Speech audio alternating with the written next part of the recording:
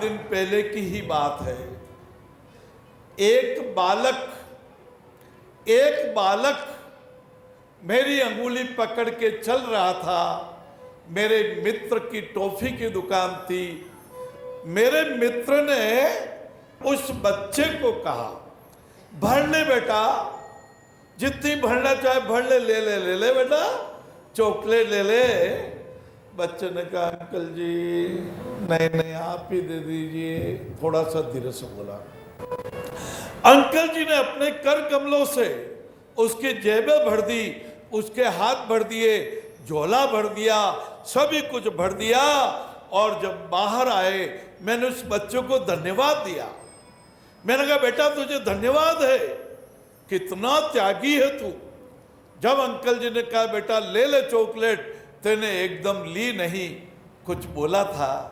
उसने कहा, चाचा जी मैंने देखा मेरे हाथ छोटे छोटे हैं, मैं अपने हाथ से लूंगा तो कितनी लूंगा, और मैंने देखा अंकल जी के हाथ मेरे से बहुत बड़े थे, और इसीलिए मैंने कहा अंकल जी आप ही दे दीजिए। और जब अंकल जी ने दिया तो मैं निहाल हो गया, मैं सब कुछ मिल गया। उस बच्चे की बात से मेरे मन में चिंतन आया। जब गीता जी में पढ़ते हैं,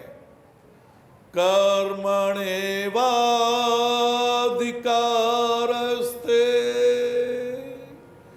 मा फलेषु कदाचन। कर्म करो, फल की कामनाएं मत करो। बहुत सरल है। कुछ लोग कहेंगे, महाराज निष्काम भक्ति कैसे करें? क्या मांगोगे ठाकुर से? सांस चलाने के लिए हवा अपने आप ठाकुर ने दे दी, जल दे दिया, अन्न दे दिया, सब कुछ दे दिया, परिवार दिया, आपको हमारे को मानुष जीवन दिया। आओ अपने नर जन्म को कृतार्थ करते हुए ऐसी कथा, ऐसा प्रवचन, ऐसे भजन, ऐसे दीनबंधु वार्ता। मैं सोचता हूं भजन का अर्थ क्या। गीता प्रेस गोरखपुर के कल्याण में हमने पढ़ा था, जगत गुरु जी ने लिखा था, भजन अर्थात सेवा। कि सेवा धर्म महान है, अति प्राचीन विचार। सेवा रत निशान ही, समझा जीवन सार। अरे क्या सेवा लेते ही लेते जाओगे क्या? हा? जब आपके हमारे दांत नहीं थे, माता जी ने दुग्ध पान कराया, और जब थोड़े दूध के दांत आने लगे, माता जी ने कहा इसको राबड़ी खिलाओ। अभी रोटी खिलाने लायक दांत नहीं है, ये चबा नहीं पाएगा। आपको राबड़ी मिली, मेरे को भी मिली, थुल्ली मिली, खिचड़ी मिली, सब कुछ मिला लाला।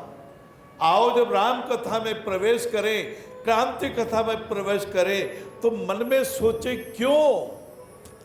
इसलिए हमारा तनाव मिटे, इसलिए हमारी व्यथा मिटे। आज रोटी की चिंता से ज्यादा तनाव नहीं है बाबूड़ा।